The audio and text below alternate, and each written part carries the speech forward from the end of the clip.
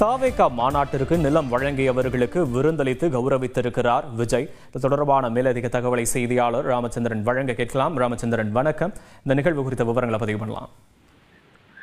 வணக்கம். நடிகர் விஜயின் தமிழக வெற்றிக் கழக கட்சியின் முதல் மாநில மாநாடு கடந்த அக்டோபர் மாதம் 27ஆம் தேதி விழுப்புரம் மாவட்டம் விக்கிரவாண்டி அடுத்த வி சாலையில் நடைபெற்றது. இந்த மாநாட்டில் கிட்டத்தட்ட 10 லட்சம் பேர், 1 லட்சம் மற்றும் நிர்வாகிகள் கலந்து கொண்டனர்.